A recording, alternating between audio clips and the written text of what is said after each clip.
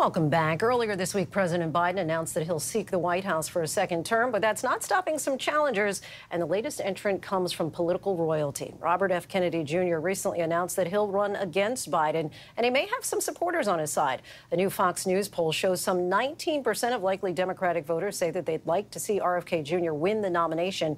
RFK Jr. is one of the biggest voices pushing anti-vaccine rhetoric, regularly distributing misinformation and disinformation about vaccines, which scientific and medical experts overwhelmingly say are safe and effective based on rigorous scientific studies. But can a Kennedy break through in 2024? Will RFK Jr.'s controversial stances limit his appeal? I sat down with him earlier today to ask him about his campaign and trying to take on the president. So tell us, why did you decide to run for president? I felt like my country was being taken away from me. I felt like I wanted my children to grow up with the same pride in our country and the same love for our country and the same idea that we had this, this idealism, these opportunities in our country, and that we had, communities that were filled with dignity and enrichment, and that we were an exemplary nation. And that those things are being lost. And they're being lost because, for a lot of reasons, but really because of the rise of corporatism in this country and this addiction that we have to war. And my party also is becoming the party of war, the party of censorship, the party of fear, and the party of, the neocons and Wall Street. And I just felt like I was in a unique opportunity to change that. And how so? You've never held a political position before. Obviously, you've been in environmental law for more than 3 decades. But what do you feel qualifies you for the highest position in the land?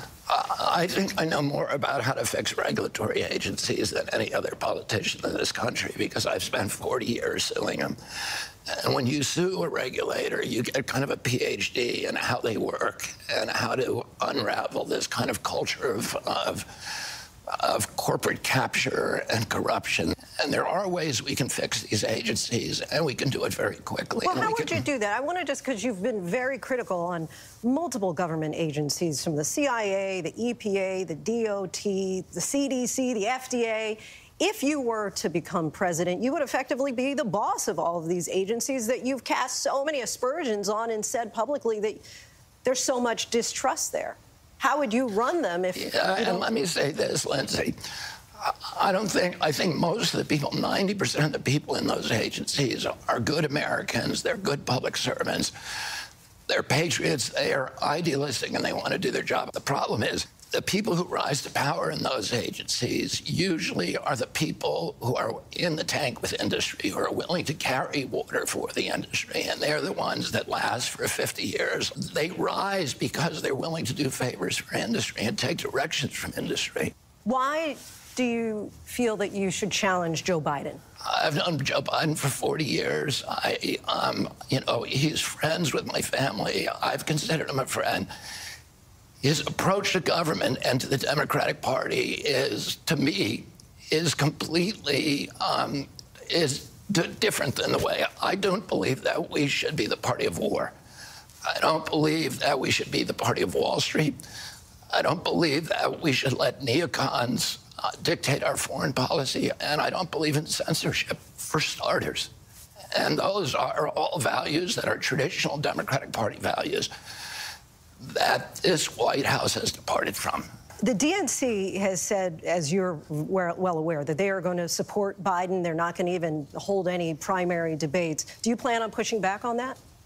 Well, I think it's troubling that if we don't have debates. I mean, particularly, Linsey, at this point in history, there's so many Americans who believe that our democracy is broken, that the system is rigged against them. And I think it's really, incumbent on the Democratic Party to act as a template, to make this election a template for democracy, and saying, we're going to have debates, we're going to have open discussion, we're going to let the people decide. We're not going to have party leaders decide who are going to be our primary like they did in the Soviet Union. The other day when you made your announcement that you were going to run for president, you invoked your dad when he was running for president back in 1968. I'd like to take a listen. He was running against a president of his own party. He was running against a war. He was running he was running at a time of unprecedented polarization in our country. And he had no chance of winning. My father, when he declared, had not a single molecule in him that he believed that he could win the Democratic nomination. Do you have a single molecule that you believe that you can win? I actually think I can win. But, you know, I'm not a soothsayer. I'm going to wake up every day and I'm going to campaign. I'm going to talk to Americans. I'm going to do what I'm supposed to do. And then, well, you know, it's in God's hands whether I win or not. I'm going to take the action and do what I need to do. If you don't win during the primary, would you consider an independent run? I plan to win the primary. I'm going to run a campaign that is respectful to the president, but allows me to challenge him on the issues. And if people prefer to my view of what this country should look like and where it should be headed, then I'll win. If they don't, I don't think they're going to go away with any additional antipathy toward the president. There are those, as I'm sure you're aware, who have criticized or questioned just how loyal you are to the Democratic Party. Do you wholeheartedly, full-throated say, yes, I'm a Democrat? I'm a Democrat. Otherwise, I wouldn't be running as a Democrat. But I am not loyal to any party above principles. I'm loyal to the principles that the Democratic Party has always stood for. That is why I am running for president today, to make sure that those people, those lost, forgotten Americans who feel this system is rigged against them, who feel forgotten by both political parties, that they feel like they can be included once again in the political process. What do you think is the biggest misconception about you? I think the public perception of me is just a bundle of misperceptions. I mean, part of that is just not being vilified for 3 years without any, but much longer than that, but for the last 3 years with total blanket censorship. I welcome what I've done. I'm at peace with, with the choices that I've made. And I understand I'm living in a world where I'm opposing large forces that are very, very powerful and are able to silence me. But yeah, I wouldn't know where to begin in telling you where what the biggest misperceptions are about me. If you go through them one at a time, I'll answer them.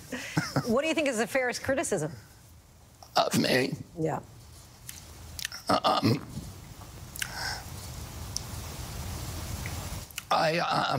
I mean, listen, I've got as many defects as I do have assets. I told my wife I have more skeletons in my closet. I have so many that if they could vote, I could, win president of the world by a landslide. So I'm not a guy who, who's coming to you and saying I'm a perfect human being. I'm not. I've had a really, I've had a rich life. Let me put it that way. I'm coming here because I believe in something, and I think people know that if I believe in something, that number one, you can change my mind if you confront me with facts. Number two, if you don't change my mind with facts, I'm going to stick to my guns, and nobody can move me. So you say this, but then there are known conspiracy theorists like Alex Jones, Steve Bannon. You go on their talk shows and at the same time tell America that media is lying to you. Well, how do you square that with voters? First of all, those are two different issues. The one issue is, should I be talking to Republican platforms? That's a completely different issue. I don't know. When I go on those platforms, I'm not lying to people. I'm telling the truth. But you legitimize the platforms. It doesn't matter. To me, there's no way that you can overcome the polarization without talking to people on the other side. How do you? And I've done that my whole life. When I was, 30 years, one of the leading environmentalists in the country, I was the only environmentalist who would go on Fox News, and some environmentalists would say, you shouldn't go on there and legitimize it. I said, I want to talk to that audience. If we don't talk to them, how can we persuade them?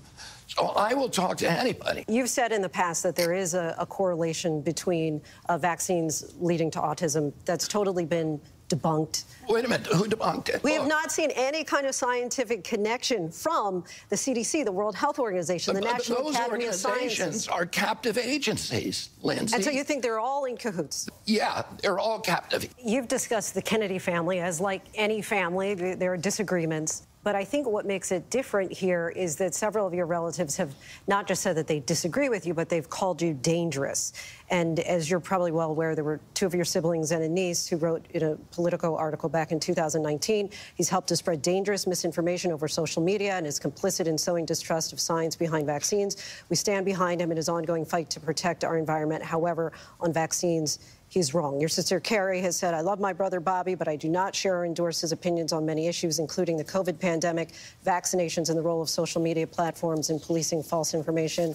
Your sister Rory has said, I admire his past work as an environmentalist. Because of him, we can swim in the Hudson, but due to a wide range of Bobby's positions, I'm supporting President Biden. And I'm just curious, if you are not able to get your own sisters to vote for you for president, how would you make that appeal to American voters? What is your family like? Do they agree with everything that you say and do? They'd probably vote for me if I ran for president. Yeah, well, I have siblings who will vote for me as well, but I have a big family, and many of them will not. I have 2 siblings who came to my announcement, and a lot of other relatives as well.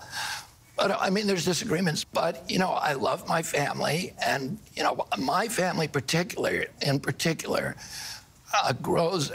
we grew up arguing with each other. And we are very, very, I think, say, comfortable disagreeing with each other, both publicly and privately on issues, and at the same time loving each other. And that's something that I think is a lesson that we ought to learn for this country. We can disagree with each other without hating each other, without vilifying each other, without marginalizing each other. I'm just making a distinction on just using your family's words, calling you dangerous. I was just using your family's words to call you dangerous rather than saying that's not like the typical family that might have disagreements around the kitchen room table. And how do you expect me to respond to that, other than saying they were wrong about the issue that they consider me dangerous? Oh, that's a fair response. And my other point is just that if you don't regard the same scientific authorities... Science is rarely static. There are very few scientific principles that are immovable. Science is dynamic. And, you know, look, I've argued over I've litigated over 500 lawsuits. In every one of those lawsuits, there are experts, authorities on one side, and experts and authorities on the other that are saying the exact opposite thing. So, no, I don't trust authority. I need to see the details. I need to see the science. Your final pitch to voters. My pitch would be that, you know, we need to look at what's happened to our country. We need to try to arrest this emergence of corporatism, of the corrupt merger of state and corporate power that's undermining our values, that's strip mining our landscapes, that is stealing the assets of the middle class of this country, that is compromising the values of this country, that's keeping us in a constant state of war, and that is creating a nation that doesn't resemble the nation that, you know, we all love, which is a nation with a handful of billionaires and widespread poverty, in which democracy does not have a prayer of continuing. And let's try to take a new path that will allow us to give our children a country that is, once again, a moral authority around the globe, an exemplary nation, and that has a booming middle class in this country that can sustain democracy. We should note that during our conversation, Kennedy made false claims about the COVID-19 vaccines. Data shows that the COVID-19 vaccines prevented millions of hospitalizations and deaths from the disease. He also made misleading claims about the relationship between vaccination and autism. Research shows that vaccines and the ingredients used for the vaccines do not cause autism, including multiple studies involving more than 1 million children and major medical associations like the American Academy of Pediatrics and the advocacy group Autism Speaks. We've used our editorial judgment in not including extended portions of that exchange in our interview. We thank Mr. Kennedy for the conversation.